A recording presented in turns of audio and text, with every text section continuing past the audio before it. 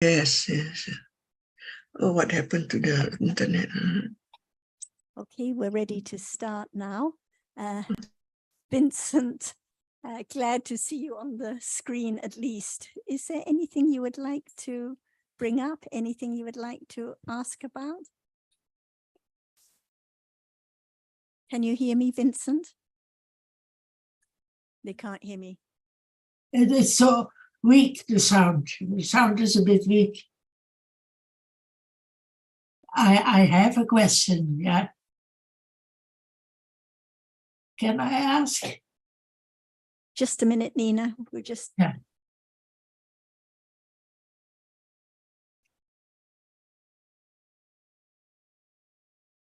Okay, we're just starting. I just mentioned we're glad to see Vincent. Very sorry, Vincent, that Nana is sick, so you are not with us.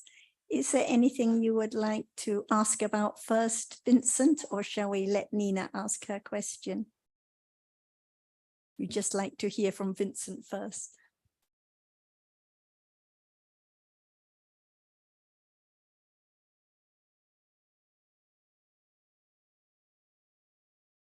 Nina. Yeah. Well, I often hear about Chitta is the innermost reality. And it was said it's innermost because it does not show up. And this is a point that I did not understand.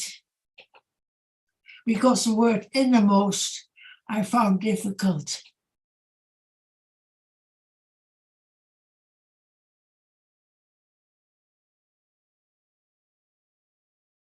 Is there Chitta right now?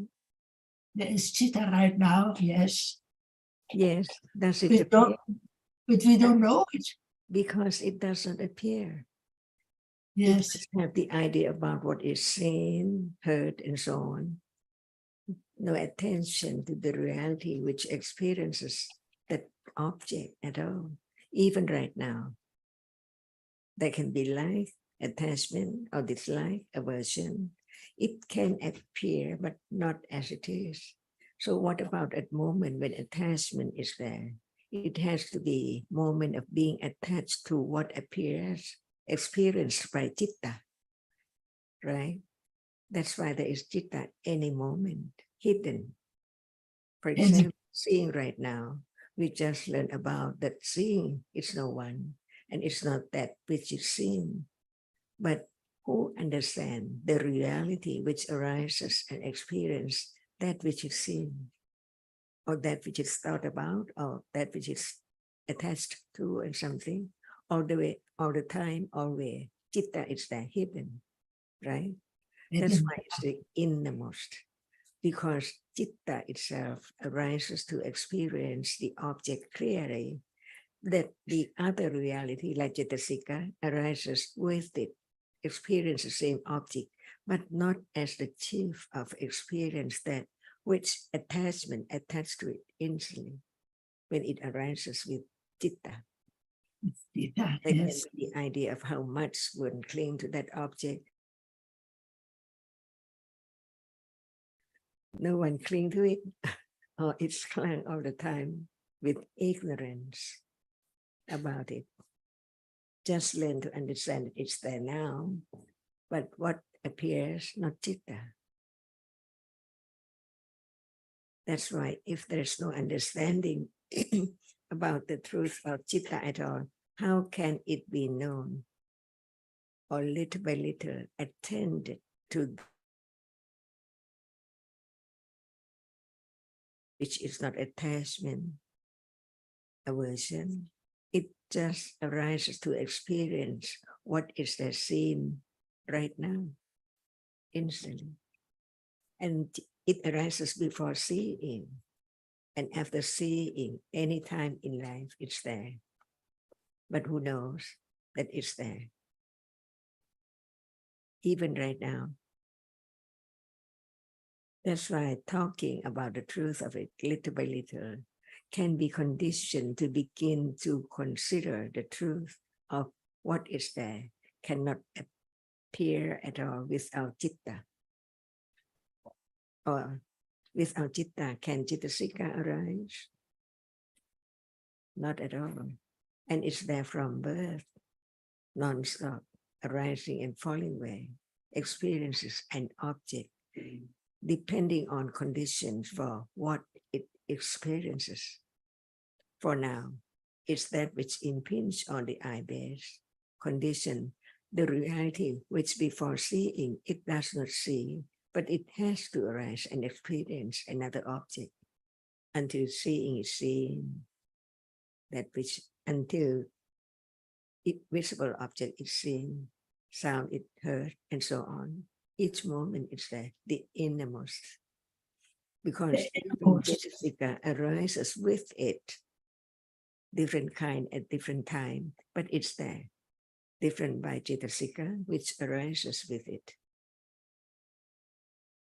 So it's there now.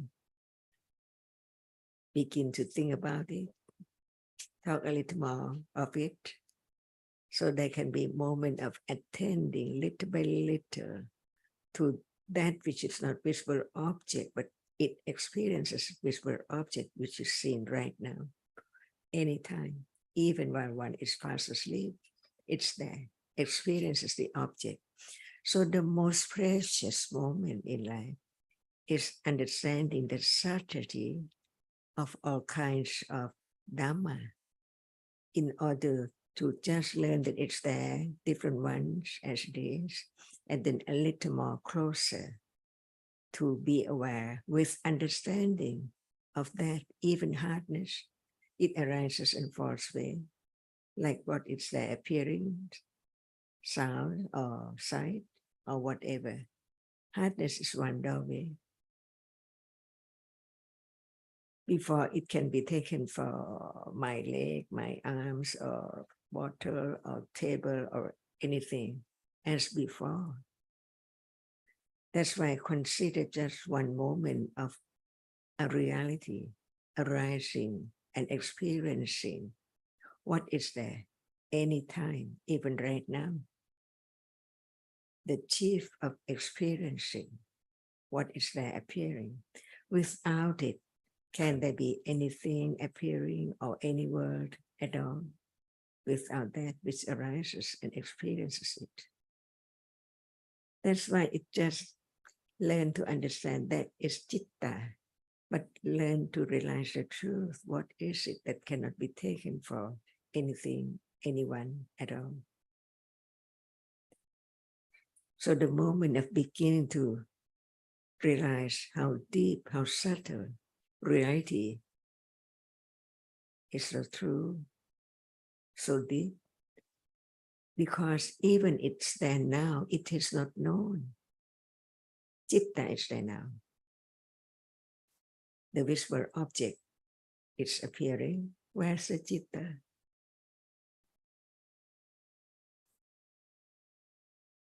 And that's why there is cittanupassana satipatthana.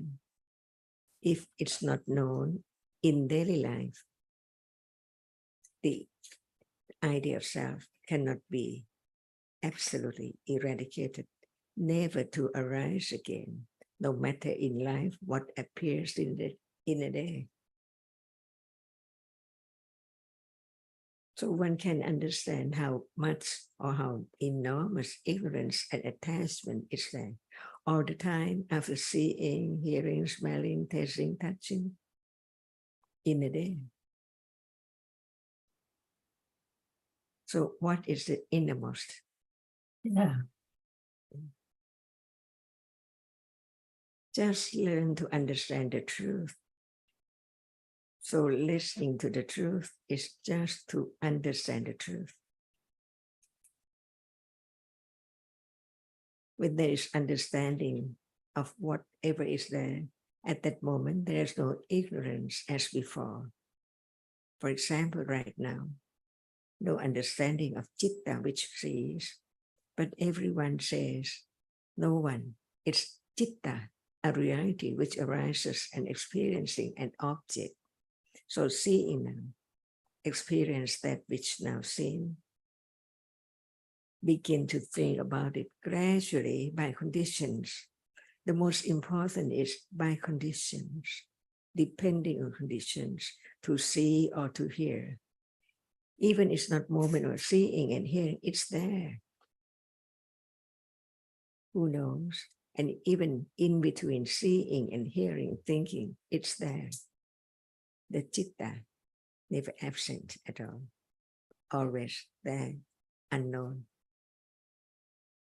And that is the meaning of innermost. The citta is there all the time. That's the Because meaning.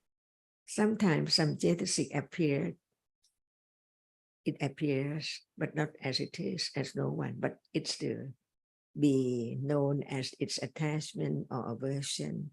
But citta, see, the innermost, with experience the object, but attachment is there of the object which is experienced by citta. We usually think about attachment or aversion, but neglect the moment. Attachment to what?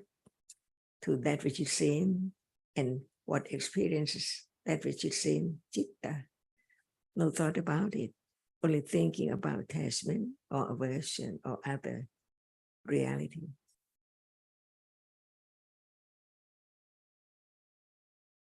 Can there be any life without citta? That's why the core of life, the essence, or the innermost, is that which experiences the object clearly. It does not lie. It is not in ignorance. It just arises to experience. That's all. And the teachings of the Buddha is all about the truth in daily life.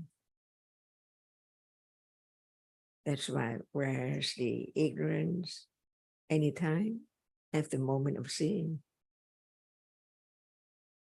So only the right understanding can let go ignorance and attachment and wrong understanding of that. Little by little, nothing for anyone to do, because actually each moment is different realities. Like citta is not cetasika, is not that which it experiences. Daily life. Just consider whether it's true or not, to have right understanding that it can be experienced when time comes, when there is more letting go of what is taken for something, little by little.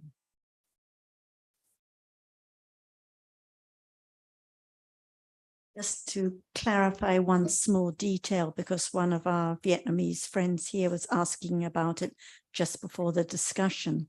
When Ajahn says it doesn't appear, what she's referring to is how that reality, the visible object, for example, or the citta or the dosa, is not understood, doesn't appear to understanding.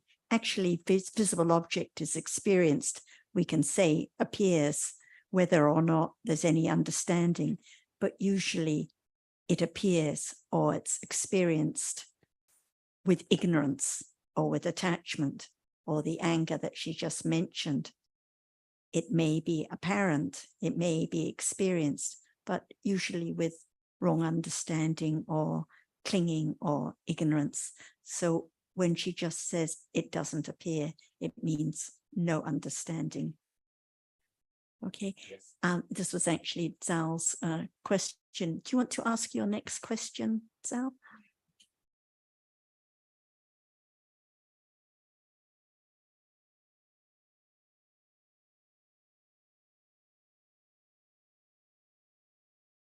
Thank you. About the Ajahn, just help us to understand about my question. And the next, I would like to Ajahn teach something more about base between citta and cetasika. The topic I would like to bring up today relates to citta and cetasika. Citta is leading, and as I understand, the kilesa arise by Cetasika, not by Chitta. So maybe Ajahn, can you teach a little more about this? We have to understand our reality clearer and clearer. For example, Chitta is the reality, which is the chief of experiencing. Just that. It cannot do anything else at all. It cannot like, it cannot remember. Its function is arising to experience an object anytime, just sees, hears, and so on. But there is like or attachment to the object which is seen. So the reality which performs or has a function of being attached, it does not perform the function of experience the object really. That's why Chitta is not Cetasika at all. One by one, we learn to understand different kinds of Cetasika. Feeling is not Chitta, but it feels towards that which Chitta has experienced, the same moment, the same object. So learn to understand the difference between each reality. That's why even Chitta can experience an object, and Cetasika arises and experiences the object by its different nature. No matter whenever it arises, it is attached. And there is also a reality which cannot understand the truth. Even the truth is there, like seeing right now, unknown. The visible object, which is the object of the seeing, unknown. But it appears as something all the time. That's why we learn to understand different characteristics of each reality in order to realize that actually, even they arise together, but they perform different functions. That's why Cetasika, like attachment, cannot experience the object so clear as Chitta. And Chitta, even it experiences the object clearly, it cannot be attached. It can perform only the function of just experience the object. So where am I? Is there I? Or someone? Or something?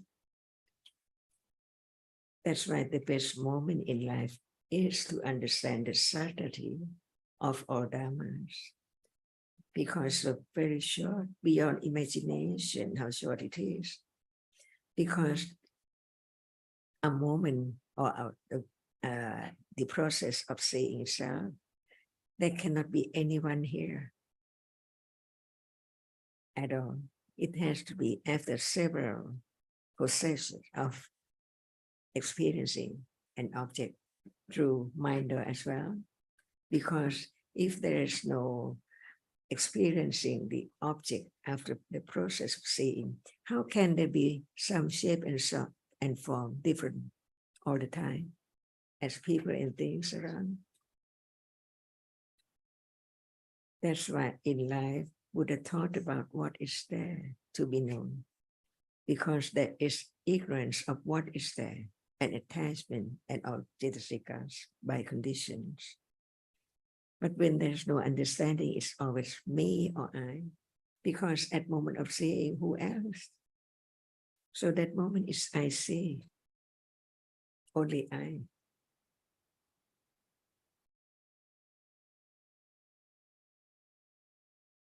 You mentioned when we were chatting, you mentioned when we were chatting before that your understanding is that Chitta leads the Cetasikas to the object. When we say Chitta is the chief in experiencing, it means it is the leader in experiencing the object. But the Cetasikas each arise with their own function. For example, when Vitakka arises, it leads the Chitta and Cetasikas to the object. Phassa contacts the object. So they arise at exactly the same moment, all experiencing the object. but with their particular functions. So the chief in experiencing just means it's the foremost, the leader of experiencing, the chief of experiencing, but not that it arises and brings the Chaitasikas with it. The Chaitasika, when it arises, just experiences the object with its function, just sees the visible object, hears the sound, for example, no other function, no function to lead or do anything else. So it's a subtle point. Could I add something briefly, please, before, sorry, going, just a brief comment to Mr. Zhao's question, which was about the kilesas. And you asked Ajahn particularly to speak to the kilesas, but also, of course, the wholesome mental factors are really exactly like the unwholesome ones in terms of their arising together with the citta. So any question or any explanation about the unwholesome mental factors applies equally to the wholesome ones. I don't know if that, if you had a particular reason for asking about the unwholesome ones. And just going on from there, can I just have a brief question or comment to Thanajan, if I may, on the question of citta as chief in experiencing and citta as the innermost. And I'm wondering if these are just different ways of referring to the same aspect of citta, or whether they are different aspects of citta, chief in experiencing and innermost. Thank you, Ajahn. Where is citta?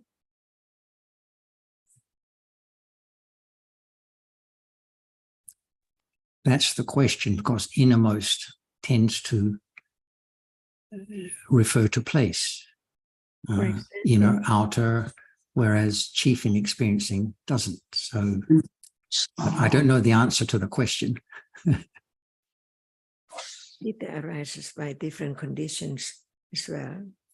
For example, moment of seeing is the citta which arises to experience the object so clear, no other reality can experience it as clear as citta. Clearly mean now it experiences what the object really is, whether it's, we don't have to use any word, very clear color, different from the moment, like so many shades of red, blue, black, see, how it be known without that which arises and experience its nature as it is. For the taste, see, hot taste, very, very hot, is in from just a little hot. Who knows that? The citta experiences no matter what the object is really is. That is its function. And for Chaitasika, like attachment, it has to experience that object, otherwise it cannot be attached to that object. But its characteristic and its function is just arise to be attached. And there must be another reality, ignorance, arising together at moment of being attached, because no understanding of the truth of that object, because citta just performs its function as to direct experience the object clearly. Otherwise, how can attachment or aversion is there by condition of that object? By conditions. If it does not experience any object at all, and it is the moment when it is attached to that which citta experience only, not the other object. So we learn to understand that sometimes there's no lopa, sometimes there's no dosa, but citta is there any moment, experiences whatever is there. for the other reality which arises and performs its function as being attached to that object whenever it arises. Does it Thank know you, Ajahn. that at that time? Just one reality arising and falling away. Thank you, Ajahn. That's why then is Citta-nupassana Satipatthana and Dhamma-nupassana Satipatthana. It means that if Citta is not clearly known, how can there be the understanding of Citta as it is? That is not the Cetasika which arises with it at all. And even attachment or lopa arising together with that Citta, there's no Citta because it arises to attach to the object which is experienced by Citta in a moment. Different ones at different time.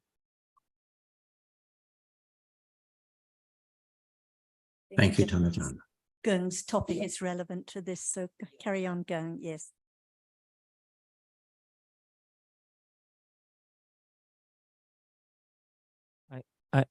I would like to ask about the seeing. Say we talk many times about the seeing and the visible object, but today we mentioned about the inner chip of the experiencing. So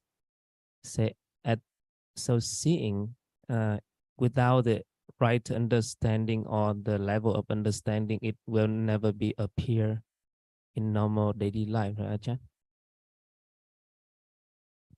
Even visible object which is seen now, without hearing about the truth of it, who knows that it's just that we can impinge on the iris only, not a table, not a chair, only that can impinge on the iris, a reality.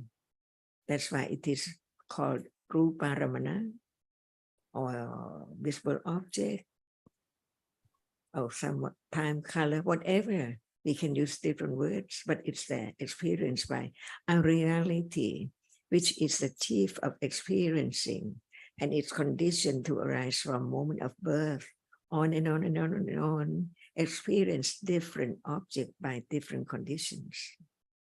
Before the object impinge on the eye base, it's there, arising and falling away.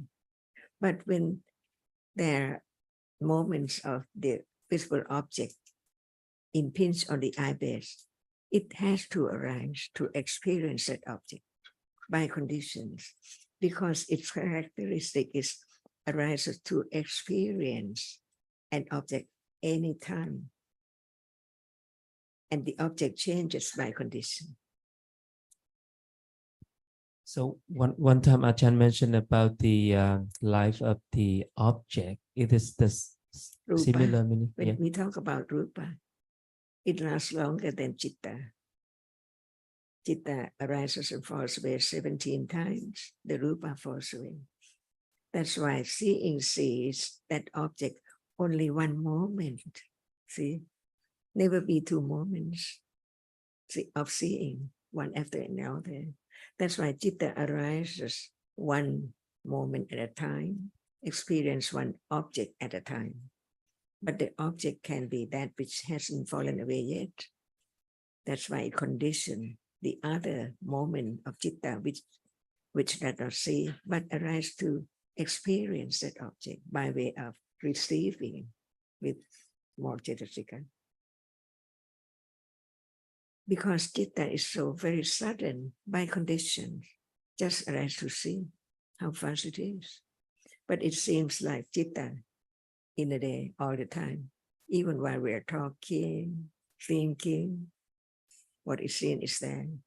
Without Citta which sees, how can it appear right now? And the precious moment is understanding the subtlety of all dhammas. Otherwise, it's wrong. Thing that is so easy. But it has to be only right understanding which can understand the truth. Lopa cannot, ignorance cannot, Atha Cetasika cannot.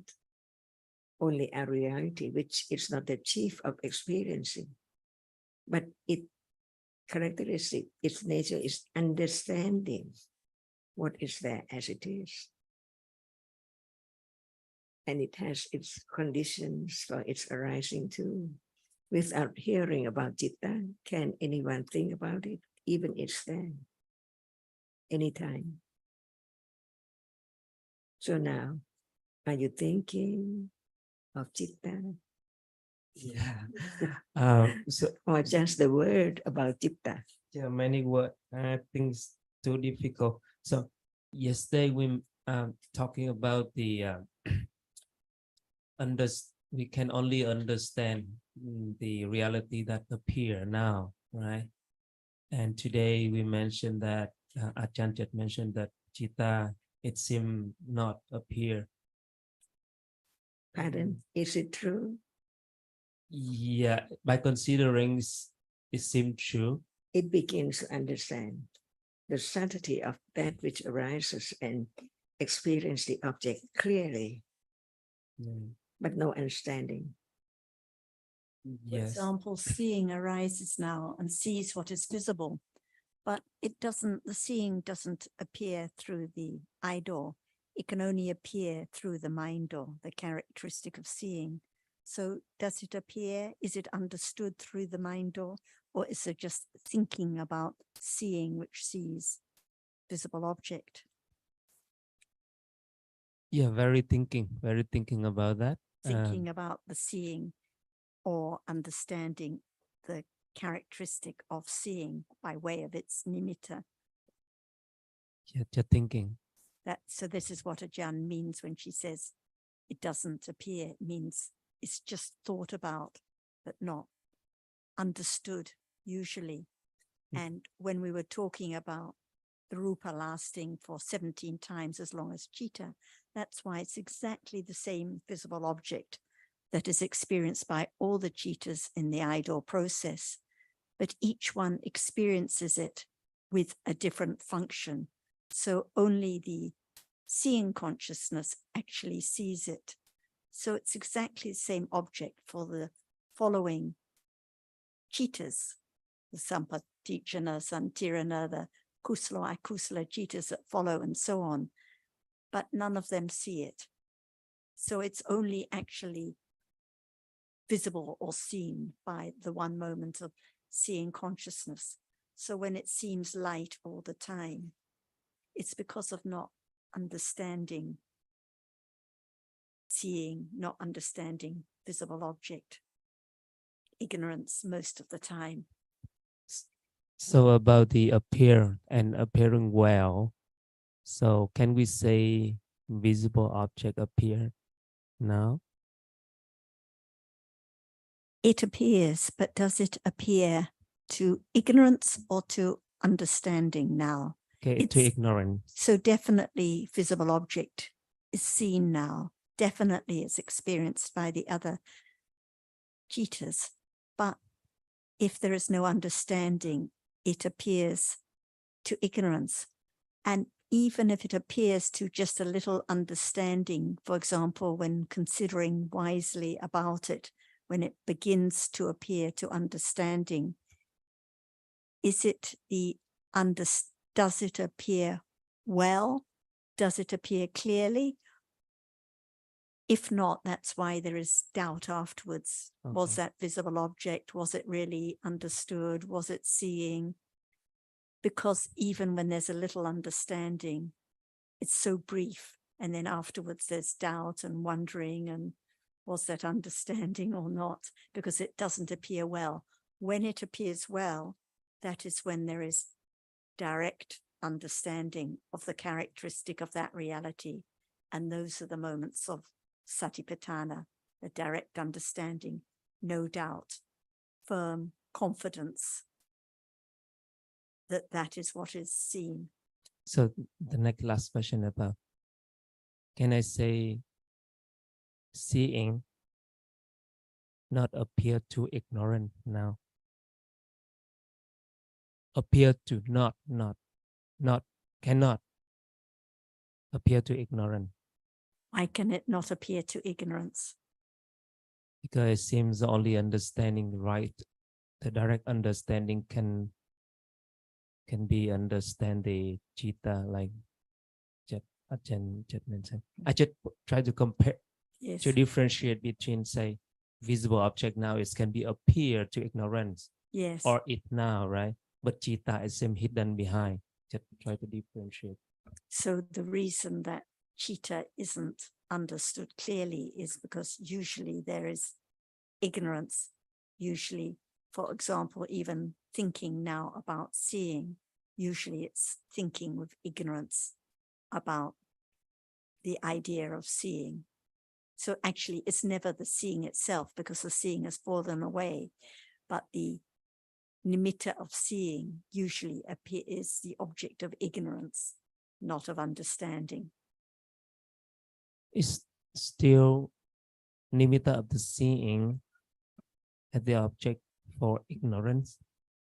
For Same. ignorance, not for understanding. Just like anger now. There can be some, when there's anger, there can be knowing that there's anger there, but it's the nimitta of anger, but it's appearing to ignorance on wrong understanding. So what is experienced is just the same, but it depends whether there's any understanding as to whether it appears to understanding or not. Consider more. Yes, it's a subtle point.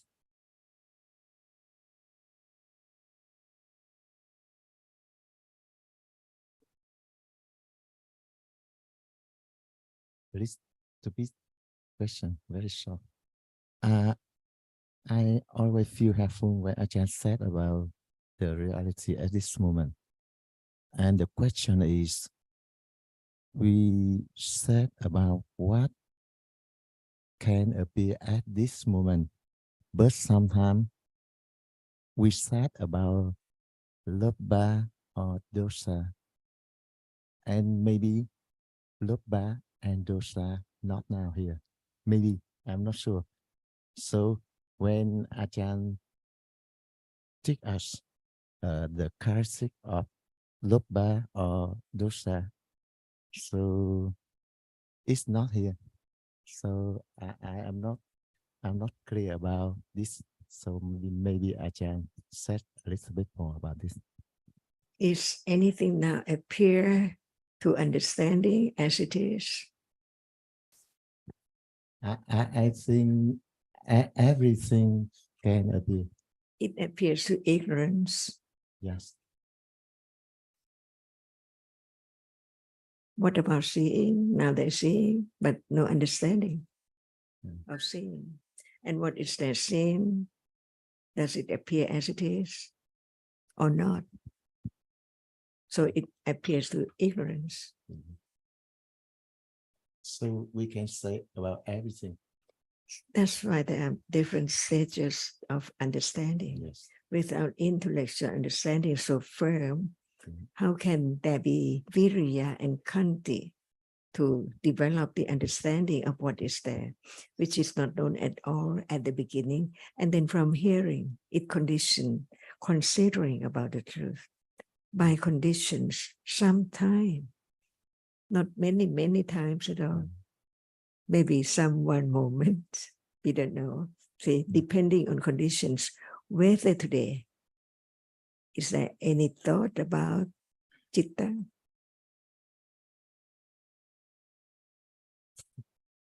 Maybe. When it's there, it's known that there must be conditions. If there's no hearing at all, how can there be such moments? Beginning to think about it, just to think, is conditioned too. Are you sure there is no lobha now?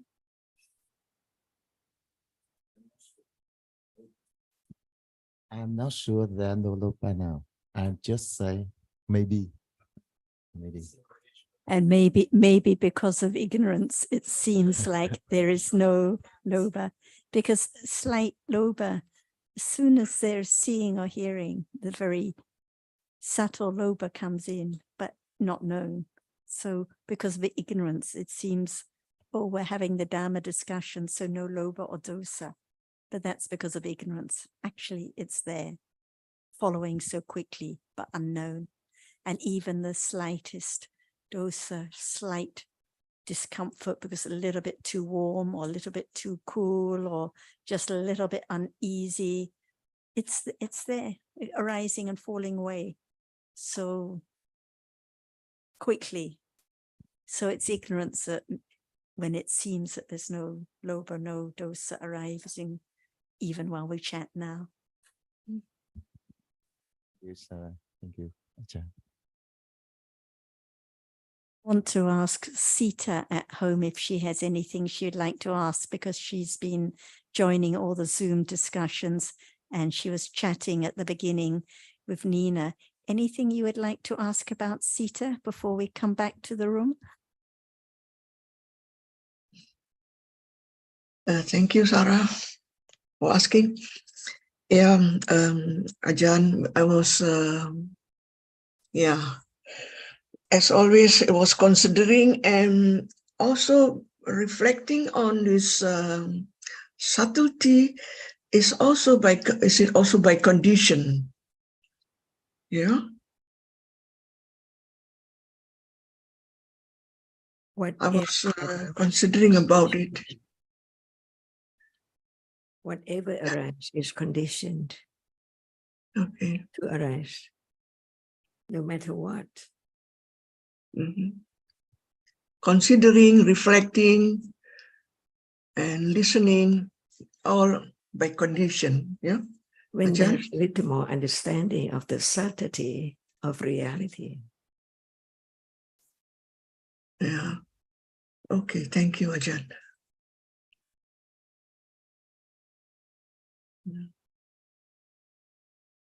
I have a question on the subtlety, because Ajahn mentioned that hardness, it can be very hard or not so hard. But at that moment, then I did not follow it quite, what Ajahn meant. Usually not in our thought at all, that it is that which has to be directly understood as it is as well. We think that it has to be seeing or other moment, but even at moment of experiencing hardness, see, it's just like any conditioned reality. It cannot arise by itself, suddenly out of the blue, but there must be conditions for whatever arises. Without the body sense, can there be the moment of experiencing hardness as it is experienced in one moment, like seeing one moment? And like now, Nina, like touching the microphone or the computer or the table or my notebook, hardness is experienced, but different hardness. Some hardness not so hard as the other hard, or a little more softer, touching the notebook. So it's just as it is, just the reality exactly as it is at that moment of experiencing, that moment of touching. That's all. Just like the taste. It's always taste, but salty taste, sour taste, hot taste, different tastes. That's why there is thinking about different kinds of food, different kinds of tastes, different kinds of objects that are experienced, because each hardness is different. Yeah, that's an important point. Yeah. Can't be stressed enough, because it's hard to follow. The tangible object is just as it is. Yeah. Yeah. And anyone in this corner ready to ask a question? Thank you. I had a very simple question. Now, Kunsara is explaining about hardness. When we touch something, there's always hardness there. So can we say that at those moments, touching something, at those moments, there can be any understanding of characteristics of the hardness itself, the rupa itself. Can we say that? Because, for example, somebody may, I'm sorry, but practicing walking slowly, and so they can argue that they by walking they understand the characteristics of hardness. So somehow they are developing the understanding of reality. So, and yes, can you elaborate a little bit on that? So the hardness, the tangible object, is just that which is experienced. If one tries to experience it by walking slowly or lifting the cup, then it's not the understanding of just what appears right now. By the time one's thinking about it, countless hardnesses have arisen and fallen away, and it's taken for something, for sure, my experience of hardness or trying to have hardness is not the natural understanding of hardness that just appears at any moment, or temperature, or whatever else it is. So another subtle point, the I who would like to experience or tries to experience it comes in, and that is the wrong path. And if I could just add briefly to Sarah's comments to Anli, if there's focusing on what one thinks is a reality in order to have awareness of its characteristic, it's not going to actually be the reality that is the object of one's focus, because, as we know, realities can only appear to understanding. They are not apparent except to panya.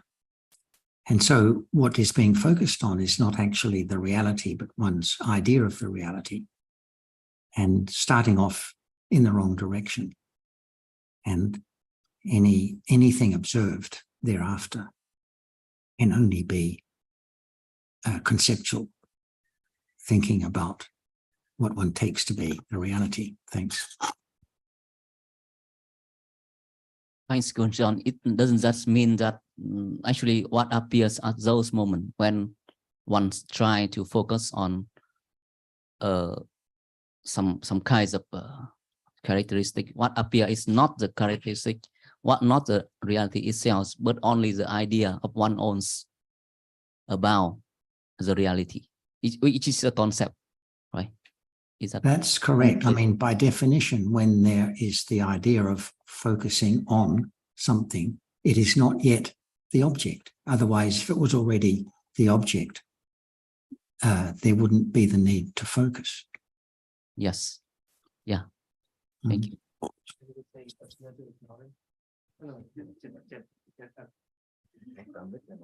Can we say it's appear to ignorance? When it doesn't I'm sorry, when it doesn't appear to understanding, of course, ignorance come in. Ignorance is there and clinging most of the time. Yeah. The unknown clinging. We can't say wishing to experience. We can't say the reality appears to ignorance. That's a contradiction in terms. So ignorance is there, but it's not ignorance of the reality, because the reality is not appearing.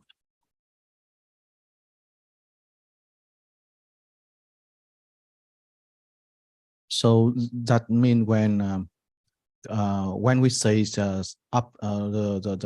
what appear right now can be the appear with ignorance. With ignorance is not characteristic. It can be understand. It can be the something and someone. When we say appear with ignorance, and we say appear for the developed understanding, it must be some characteristics can appear. For example, we only thinking about it's a hardness, it is something, but I think in the teachings explaining of Achan, the first thing we must understand is something the characteristics appear, like the Intl.Dhamma. or maybe we can today Achan can can teach with us about the subtlety. We understand whatever appear is very subtlety. It's not easy to identify what easy is, right? And so I think it is some beginning of to consideration and can be distinction between appear to ignorant, appear to attachment, appear to dosa, and so appear with understanding. It's a very little bit from beginning. And this is the teaching of the Buddha. It's not Ajahn's teaching. It's the teaching of the Buddha, which he explains so clearly and helpfully. So it's like the example yesterday of the footprints. Everyone knows that hardness is there, but if it's not the understanding of the characteristic of the reality appearing, then it's the idea of hardness, the thinking about the concept of hardness, which is appearing to ignorance. Linked to this topic, I want to have to hear more explanation, because we want to say what is the range right now to have a condition for the consider more about the reality. But in fact, it's a normal person. What the range right now is a person, it's a thing, the range thing, with the because how we say it's a phone in the rain, because we know it and we can touch it and we're thinking about it is a normal life, and it's not rain in the way we're talking about reality, because it's not characteristic of the phone. And also I think it's appear to ignorant, appear to attachment, and appear to understand must be to, I want to hear more about the real. Talking about the distinction between conventional realities and absolute realities. So we all know this is a phone, this is a cup, this is a book, this is hung, this is a zeta, and conventionally this is correct. And the Buddha used the names of his disciples, and he knew which is his bowl, which is his cup, and so on. So it depends on the understanding. So we can talk about the hardness that is experienced with understanding or without understanding. But when we're talking about the absolute realities, it is the understanding of the characteristic which appears. And that might be while I'm talking about hung or addressing a zeta, even while talking in this way conventionally, there can be moments of understanding of reality popping in. So it's nothing to do with the language or the terms or the words. We're just talking about the understanding of the characteristic of reality that appears now, anytime, no matter what the topic we're discussing, no matter whether we're watching television, eating our lunch. There's hardness, but is it understood? This visible object, but is it understood, or is it experienced with ignorance or attachment even now? And just to add briefly to Sarah's comment, when we are talking about things in the Dhamma, in terms like appear and real, we have to appreciate that, like with the Pali terms, words have different meanings in different contexts. So we don't apply a fixed meaning to any term, regardless of the context. So we can say that the phone is real, and as Sarah said, that's a conventional idea. By mutual consent among everyone, that object in front of you is a phone, not a radio, for example. But it's just by convention, by common consent. It's not real in the absolute sense, which is the sense in which we use real when talking about conditioned dhammas. Conditioned dhammas are real in a different sense, not because they are generally acknowledged by the community to be such and such, but because they have a characteristic by which they can be known, and they can't possibly be anything else other than that particular conditioned Dhamma. It's the same with appears. So when we say that something appears to ignorance, we're not using appears in quite the same way as we are when we say something appears to understanding. Because when we talk about something appearing to understanding, it's the conditioned Dhamma is the object of understanding. Whereas when we say something appears to ignorance, we're just talking about presumably something other than a conditioned reality. That is the object of the citta with attachment or dosa or just ignorance. So we don't confuse the two. That we can say that is a right and experienced by ignorance instead of staying under appear to the ignorant. It can be. Well, I don't want to be too specific, because when we understand among ourselves how things terms are used, we can be freer with our use of language. So we don't have to particularly say it in a particular way, but we just understand the meaning. Sometimes people say, oh, the problem is it's different in the Vietnamese language, or it's different in the English language or the Thai language, but it's just the same difficulty in any language, Dutch language, any language, because of the ignorance of realities. And we don't have the words or the vocabulary because we are just discussing the Pali terms that are used in our own language in order to convey the meaning. So when we talk about a word like appears or citta, actually it's not the word, it's the understanding of the meaning that is important. Otherwise we get fixated or stuck on the word. So, sorry, Chet mentioned about the attachment, follow up the seeing moment. So attachment to the object or attachment to the experiencing themselves. Even in the idle process, attachment can arise unknown. So what is the object of that attachment in the idle process? Yeah, visible object. Visible object. So quickly it comes in. If it's a pleasant visible object that's been experienced, usually attachment arises instantly, but it's unknown. That's why I say we cannot say now there is no attachment, because countless moments of seeing a visible object, countless moments of hearing and sound, attachment is there, but it's not known. By the time the attachment is known, it's a nivarana, it's much stronger attachment, but the subtle attachment is not known, but it's there. Seeing also can be attached, right?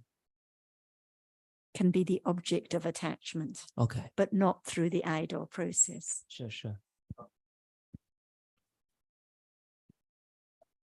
If someone has has difficulty and cannot see, for example, like you have something in your eye and your eye is closed and there's no seeing, how much disappointment there is, how much clinging there is to seeing, to hearing, to experiencing through all the sense doorways. Yeah, I was thinking about what Anli was saying about working in such a way to so that hardness can appear, and it's all done with the intention of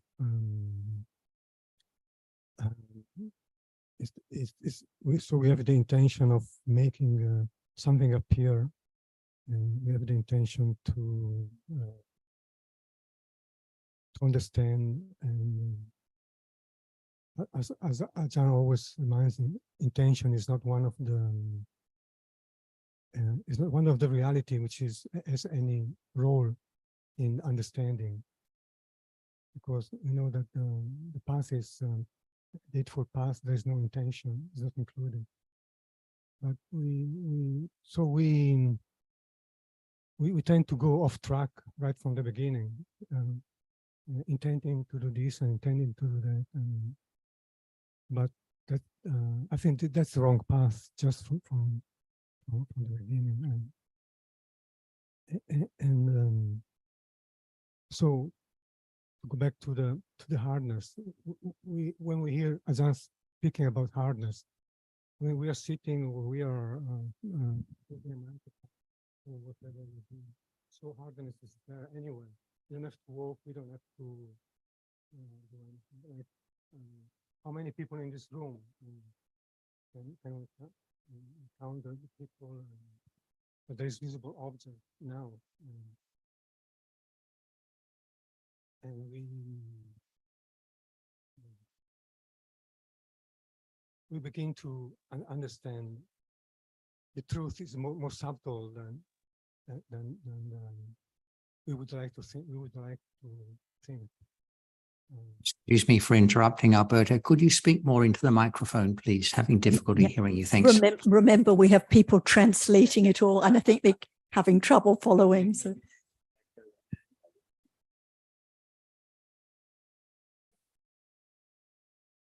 I think the point that Alberto was making, I just summarized briefly for those who couldn't follow, is that people have the idea of trying to go somewhere, trying to do something like walk slowly in order to be aware of hardness.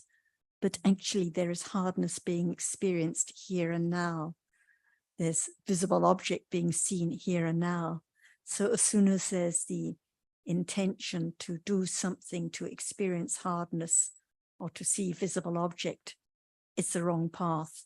And Chaitana, intention, is not a path factor. So when there's the idea that of intending to be aware, intending to do something for understanding to arise, for sure, it's the wrong path.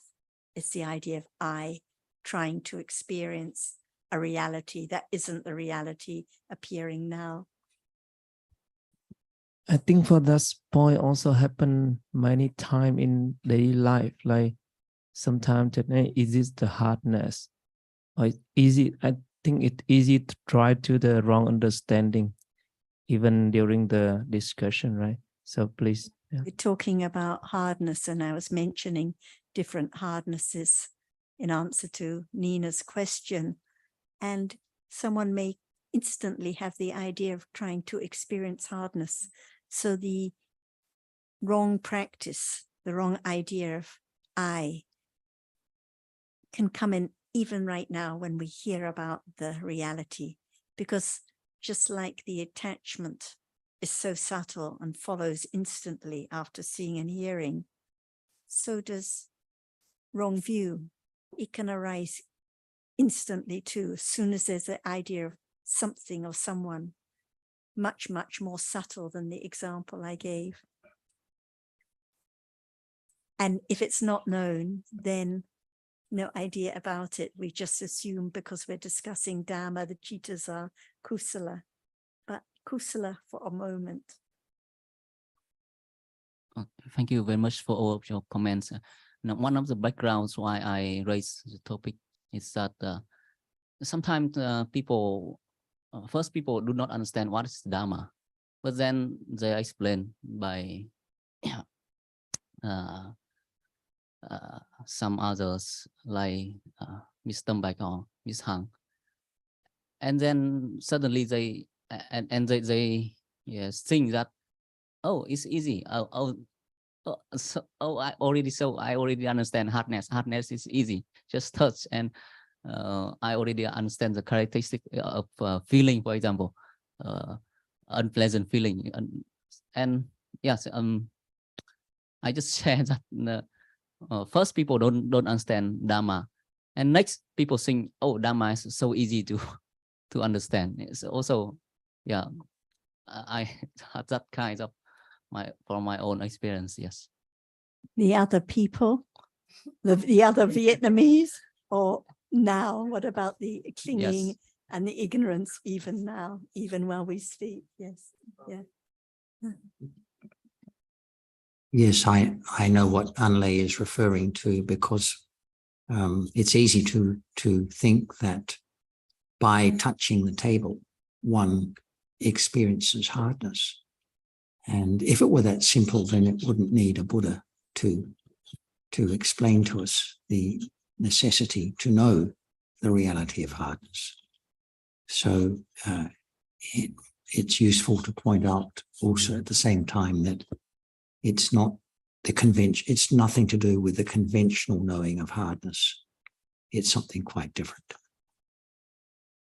Armin, do you have any comments or anything you'd like to bring up? Yeah.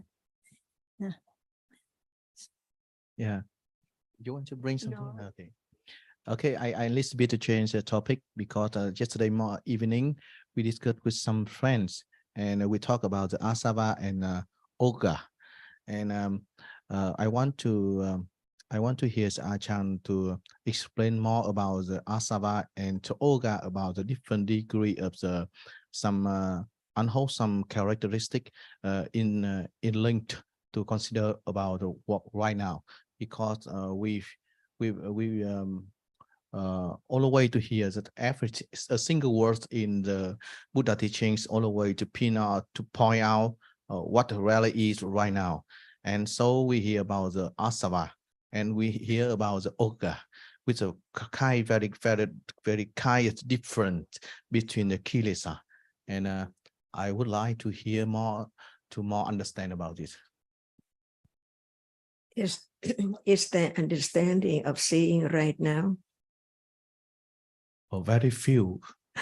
Yeah. Few? Is there any understanding of seeing now? Yes.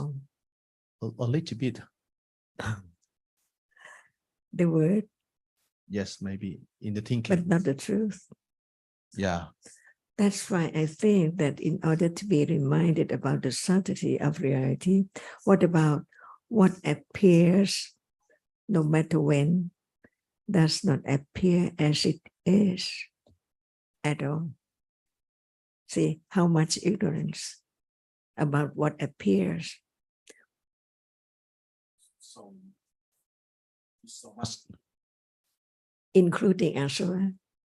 Yes. Yeah, no understanding of seeing at this moment of seeing. Who knows that it's ignorance and attachment to the being or I or self? See, it's there until Buddha pinpointed out how come from moment to moment, before seeing, after seeing, what are there, and then until asura, time to ooze, unknown, because so very, very little, very, very subtle. That's why what appears now does not appear as it is at all. And that can condition moment of consider how subtle it is, about whether the hardness can be known as it is, like seeing or hearing, because all are unknown at all. That's why when there is the understanding of whatever is now, there can be the understanding of whatever is there in the future, because it's the same. Whatever arises to experiences as a chief, nobody can change its characteristic. So it does not appear as it is. And what is seen, just that which is seen or that can be seen, does not appear as it is. So now, every moment, realities are there arising by condition, so very rapidly from time to time. So it appears as nimitta, the mark and sign of a reality. For example, seeing right now, Does it appear as it is? When it appears as it is, there's no hearing. Yes. That moment of seeing. See, so whatever is there does not appear as it is. It can be known by studying carefully, thoroughly about the characteristic of one reality at a time. For example, nimitta, what is it? It appears as nimitta, but not as it is. That's why we live in any life in the world of nimitta.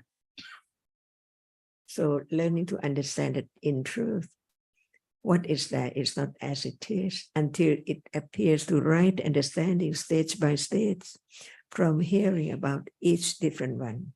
For example, right now, there can be the understanding of the differences between citta and cetasika.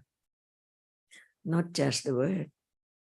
Feeling cannot be that which is the chief of experiencing. But since citta experiences that object so clear, the feeling towards that object is conditioned by accumulation to be a moment of a pleasant feeling or unpleasant feeling. That's why each moment is conditioned, no matter what. Whatever is there is conditioned. Even the visible object, smell, hardness, softness, all are conditioned. And the truth of it is, when there is the understanding of seeing right now, there can be a moment of understanding, touching, hearing. Only the object is different by conditions through different doorways. That's right. Mm.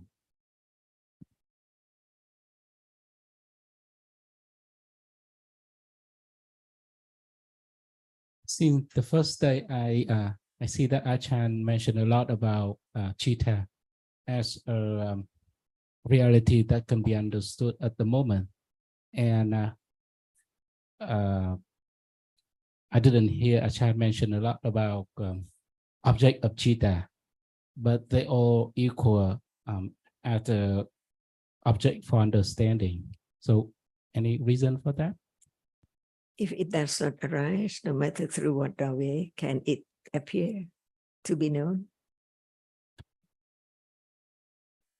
I think the point is, one of the reasons Ajahn has been stressing on citta is usually people have some idea about the visible object that is seen. It appears through the eye door. So when we talk about how it's just the visible object that's seen, there's a little understanding. Or when we talk about the hardness that is touched, there's a little understanding. But what about the citta which sees? Isn't it usually taken for I that sees, my seeing? So we focus on the object and begin to understand about the object, but the experiencing of it, no understanding that it's just the seeing which sees, not I that sees. So there has to be the understanding of citta, the innermost reality, innermost nama, the foremost nama that experiences, in order for there to be understanding of all kinds of realities, not just rupas, but also different kinds of namas, especially citta, in order to let go of the idea of I. So, for example, when people talk about satipatthana, they often talk about kayanupassana and begin to understand a little bit about the different rupas that are taken for the body, the hardness that is touched, the heat that's experienced, or they talk about the different Vedana. Everyone knows now there's pleasant feeling or unpleasant feeling, but it's taken for I. But what about Cittanupassana? How much understanding is there of citta? Like we read that the first citta described by the Buddha when talking about Cittanupassana is the chitta arising with lobha. So people think about the lobha, think about understand, but what about it's the chitta that is being referred to? What about the chitta itself? So this is why Ajahn has been talking a lot recently, as you pointed out, about chitta, because it's time to understand the reality that is the innermost, the leader in experiencing the object, in order to let go of the idea of my experiences, my seeing, my hearing, the visible object that I see, and so on. Valuable comments. Thank you.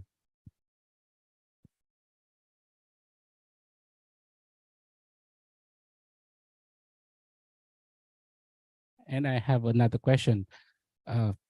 Yesterday, I remember when, let's say, I saw the table. There's a table in here. It means behind that, there's idea of atta about something. So are there any danger behind that wrong view to see table?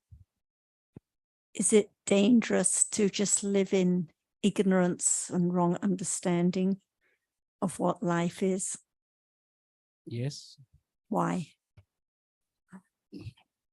Because it keeps it away from understanding. Yes, it's like the fantasy world. One's lost in the fantasy world, but not even realizing it's a fantasy world.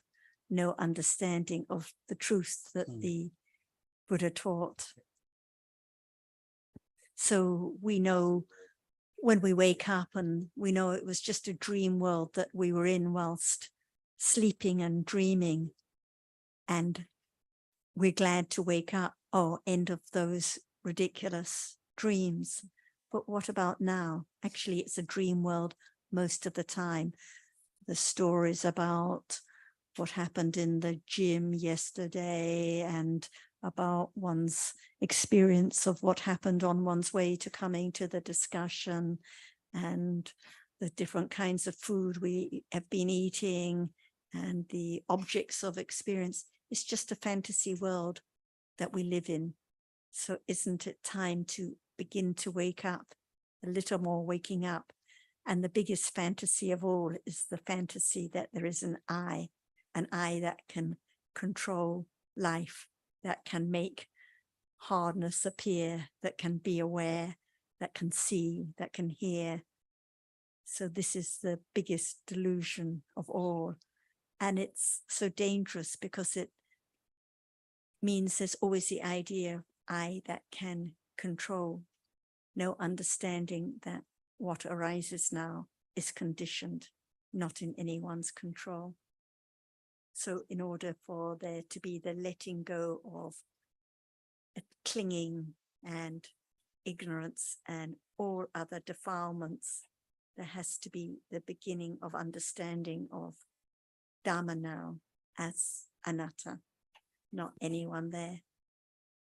Even in the idol process, I there already, right? One of you was brought up about the asavas that you were discussing last night. So the asavas are the very subtle kinds of attachment, ignorance, and wrong view, which arise instantly after seeing and hearing, 3 more moments, and then the asavas arise. So subtle, completely unknown, just the impression of something there. It's still in the idol process, visible object that's seen, but just no words, no ideas, but the impression of something. And then a little more something, until it's the idea of a table or a book that is seen. So that's why if we think there's no attachment now or no wrong understanding, this is a fantasy. It's not the other people, it's here and now. And when is there a table? Is there a cup? Is there everything in life? Is it true?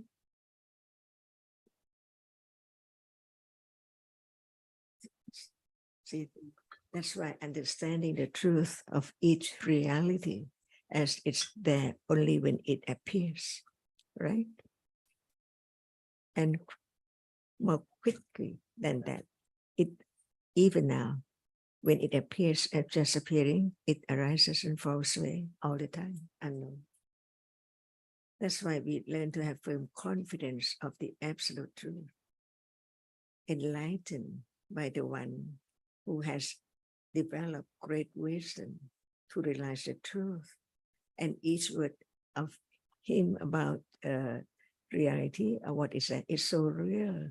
It can be considered until the truth appear to right understanding, stage by stage. As long as there is the idea of a table, there must be the other idea. And what is the absolute truth of that which is taken for a table? That's why a little more consider about the truth can condition careful considering about what is there as it is. That's so very subtle. Whatever is there, no matter what, when it's unknown, how can there be the understanding of the other?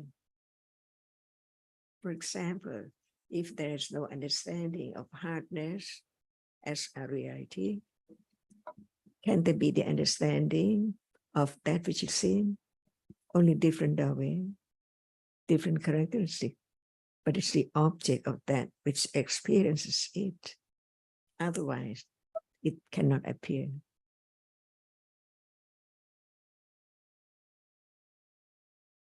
Consider the truth carefully, little more.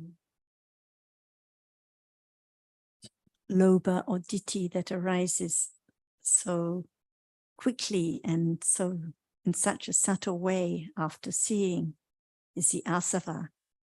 But when it is a little more, then it's a flood. So the same realities, but when it's more, it's an ogre, a flood, which someone mentioned.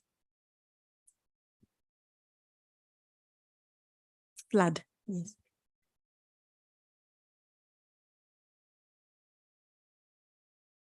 Is there anything you would like to ask Ajahn about? Or anything?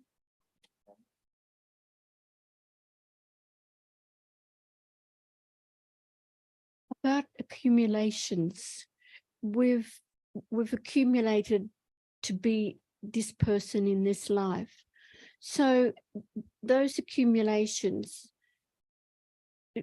like for example, if this rebirth is a human next life, is there a similarity with this life, with those accumulations? I mean, that's what goes on. That's what keeps life going, is it not? The accumulations which cause actions. And do you know me? Do I know? Do you know me? I know you, yes. The first time you saw me? No, I didn't know you. If there's no accumulation of the shape and form is seen, can you know who's who?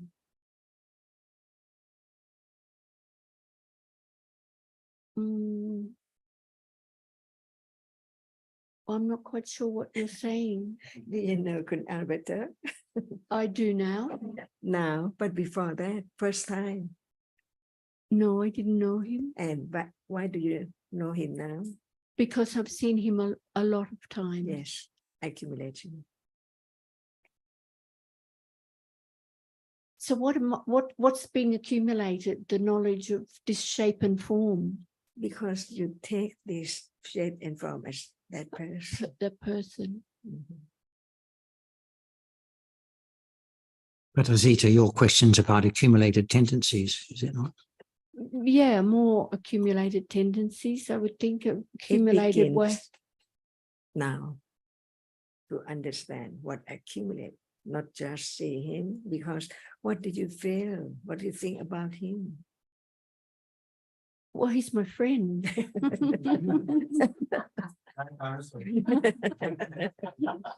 You accumulate what you take as someone or something to be such and such a different person.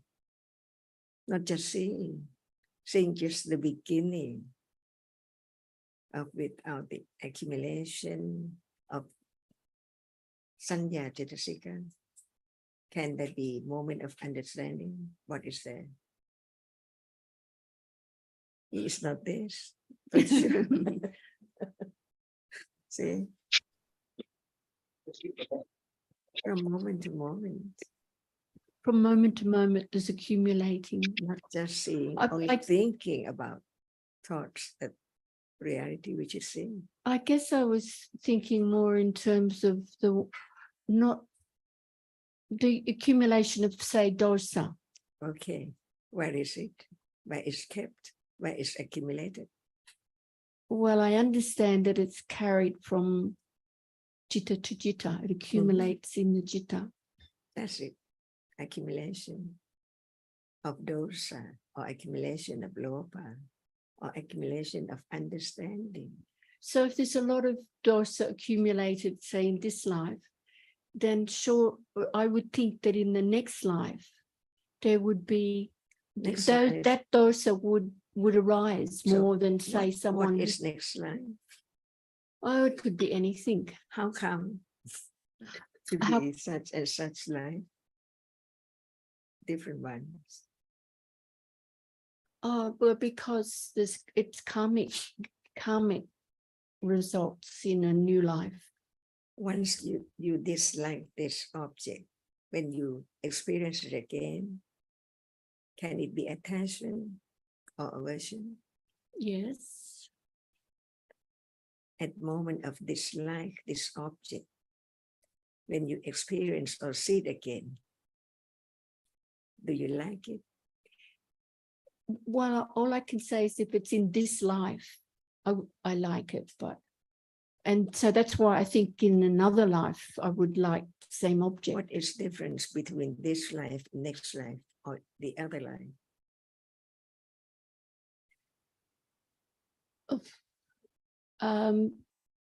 Well, I don't remember any other lives, so I can't say. There must be the arising and falling away of Let's see. citta, non-self, by conditions.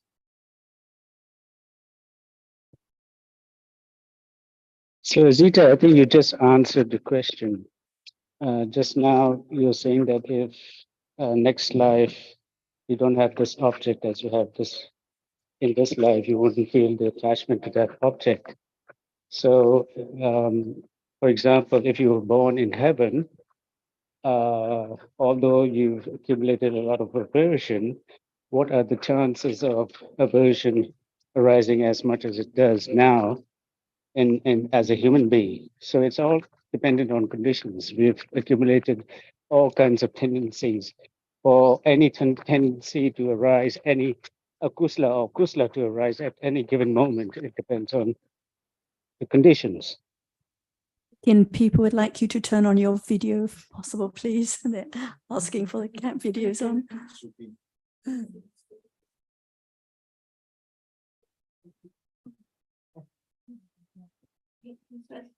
I think the point also is, yes, for example, now understanding is being accumulated, but maybe rebirth in an animal realm, no conditions for understanding to arise. Like when we read the accounts of the bodhisattva, or the different lives, depending on the life, what conditions there were for different accumulations to arise. But the tendency is there. So the many tendency, conditions. well, back to understanding. So So the that- understanding so there's the the tendency is there, never lost, but it depends on conditions as to what is Sukin's- heard, for example, at the next slide. depends on conditions, as Sukin was saying, as to whether that understanding arises. Like if it's rebirth in an animal realm, no conditions for understanding to arise. So we can't say it will always arise in the next life, because it depends on many conditions. But the tendency is there, not lost. Like now, there's no conditions for killing, but who can say about next life? Because the tendency hasn't been eradicated.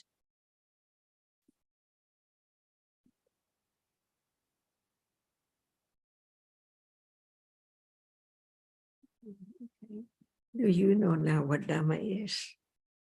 Would you say that again, please, Ajahn? Do you know now what Dhamma is? Right this moment? Yes. Confusion. Really? Well, I understand intellectually what we're talking about, but then it's when I start to think confusion. about it, it just goes all. Yeah, if it's confusion, it's accumulated to be this moment of being confused. Oh, okay. Oh, that's good to know. Oh, yeah.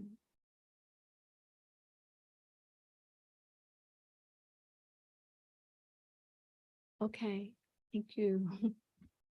By way of Paccaya, but Paccaya is same.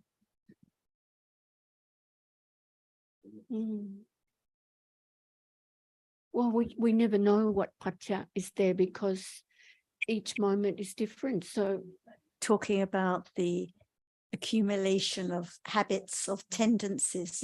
So the main condition is the Pakudu Upanisia Pacha, natural decisive support condition. The way that the anger accumulates, the confusion accumulates, the liking for this object or that object. Very broad condition.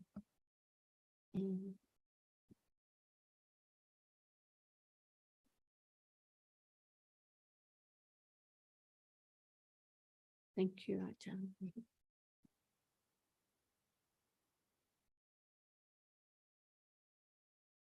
Gabby, would you like to say something to Ajahn or ask a question before we finish?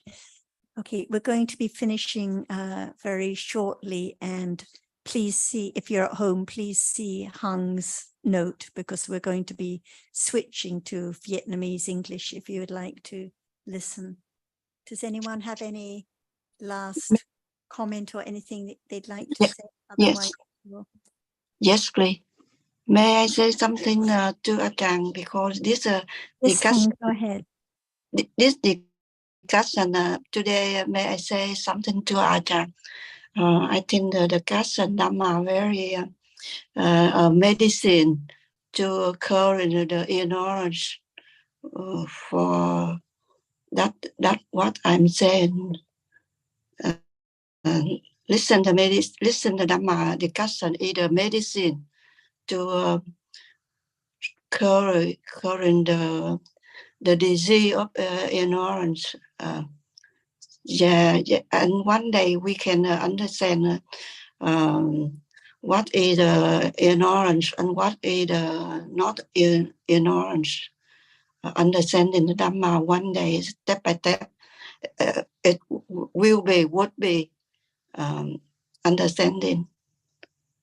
I believe that. Thank you, Ajahn. Anumodana. And right understanding never hurt, but it helps.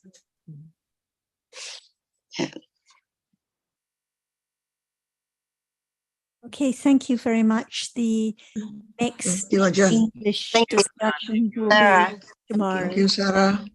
Everyone. Thank you, Jonathan.